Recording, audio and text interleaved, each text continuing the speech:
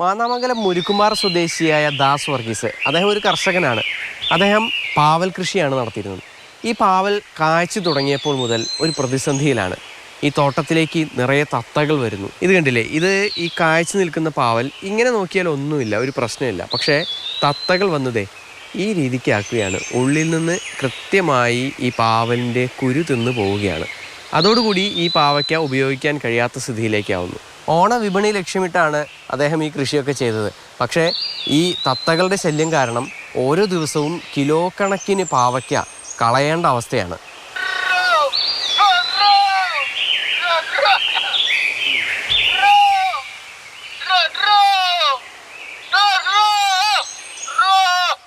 ഈ തത്തകളെ ഇവിടെ നിന്ന് പായിക്കാനായിട്ട് ദാസേട്ട ഒരു വഴി കണ്ടെത്തിയിട്ടുണ്ട്. ദാസേട്ട എന്താ പുതിയൊരു വഴിയൊക്കെ കണ്ടെത്തിയിട്ടുള്ളത്?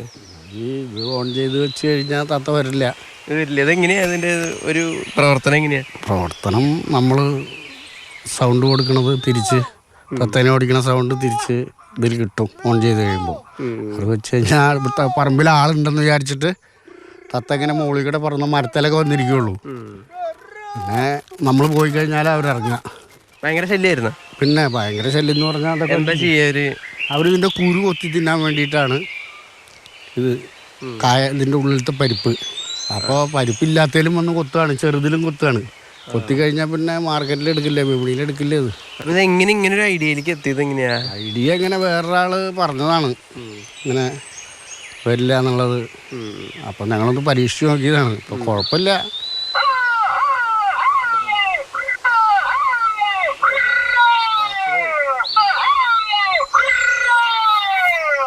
എത്ര സമയം വെക്ക് ചെയ്തത്? ഇപ്പം നമ്മൾ ഇത് രാവിലെ ഒരു 6:30 തൊട്ടൊരു 9:30-10 വരെ വയ്ക്കും. അത് കഴിഞ്ഞ് വൈകുന്നേരം 3:30 തൊട്ട് 6:30. സാധാരണ ഇതിൽ പാവയ്ക്കൊക്കെ ഈ ഓണ സമയത്തൊക്കെ നല്ല ഡിമാൻഡ് ഉള്ളതാണ്. അപ്പോൾ ഇത് ഇങ്ങനെ കൊത്തി പോയി കഴിഞ്ഞാൽ ഒട്ടും ഒരുപാട് നഷ്ടമായി പോകാറുണ്ടത്. നഷ്ടമായി പോകാറുണ്ട്. ഞങ്ങൾ പടക്കം പൊട്ടിക്കാറ് പതിവ്. പടക്കം പൊട്ടിച്ച് പോയി കഴിഞ്ഞാൽ അപ്പം തന്നെ വരും. എപ്പോഴും ഇവിടെ ഇന്ന് പൊട്ടിക്കാൻ പറ്റില്ല, വേറെ പണികളില്ലേ. എന്തായാലും ദാസേട്ടൻ്റെയും ദാസേട്ടൻ്റെ സുഹൃത്ത് ഷൈജുവേട്ടൻ്റെയും ഈ ഒരു ഐഡിയ കൊള്ളാം. ഒരുപാട് ആളുകൾക്ക് ഇനിയും പരീക്ഷിക്കാവുന്നതാണ്. ഇത്തരത്തിലുള്ള ചെറിയ ചെറിയ മാർഗങ്ങൾ വഴി കർഷകർ വളരെയേറെ നല്ല രീതിക്ക് വിള ഉണ്ടാക്കാനായുള്ളൊരു ശ്രമത്തിലാണ് നമ്മുടെ നാട്ടിൽ. സുജി പട്ടാമിക്കൊപ്പം MS ലിഷോയ്, മാതൃഭൂമി ന്യൂസ്, തൃശ്ശൂർ. ലിഷോയ് ചേർന്നിട്ട് നമ്മുടെ കൂടെ. ലിഷോയ്, എന്തായാലും തത്തകളെ കൊണ്ട് പൊറുതിമുട്ടിയ ദാസ് വർഗീസ് ഒരു വഴി കണ്ടുപിടിച്ചു, അത് വിജയിച്ചു അല്ലേ?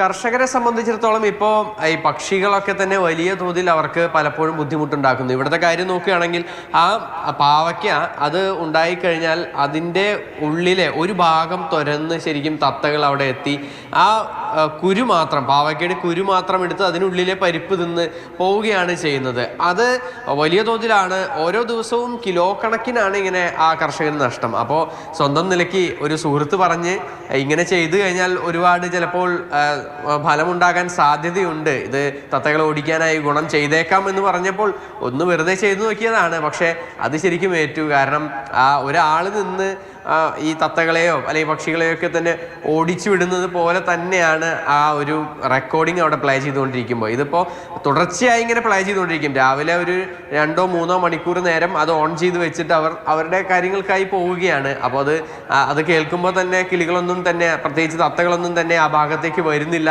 എന്നുള്ളതാണ് ഈ കർഷകൻ പറയുന്നത്. എന്തായാലും വലിയ പണച്ചെലവൊന്നുമില്ലാതെ വളരെ ചെറിയ ഒരു സൂത്രം കൊണ്ട് ഇത്തരത്തിൽ ഈ കൃഷിയിടത്തിൽ ഉണ്ടാകുന്ന ഒരു പ്രതിസന്ധി അതിനെ മറികടക്കാനായാണ് ഈ കർഷകൻ ശ്രമിക്കുന്നത്. അതെന്തായാലും ഇതുവരേക്കും ഫലം കണ്ടിട്ടുണ്ട്. ഏകദേശം ഒരാഴ്ചയായി ഈ പരിപാടി തുടങ്ങിയിട്ട്. ഇനി എത്ര നാളിങ്ങനെ പോകും? തീർച്ചയായിട്ടും എന്തായാലും നമ്മൾ ഈ ചെപ്പടി വിദ്യ എന്നൊക്കെ പറയില്ല, അതേപോലൊരു വിദ്യയാണ് എന്തായാലും ദാസേട്ടൻ, വർഗീസേട്ടൻ കണ്ടുപിടിച്ചിട്ടുള്ളത്. അപ്പൊ എന്തായാലും അത് ഗുണം ചെയ്തു. തത്തകൾ ഇപ്പോൾ വരുന്നില്ല എന്നുള്ളതാണ് ആ കർഷകൻ പറയുന്നത്. എന്തായാലും അത് അങ്ങനെ തന്നെ മുന്നോട്ട് പോട്ടെ.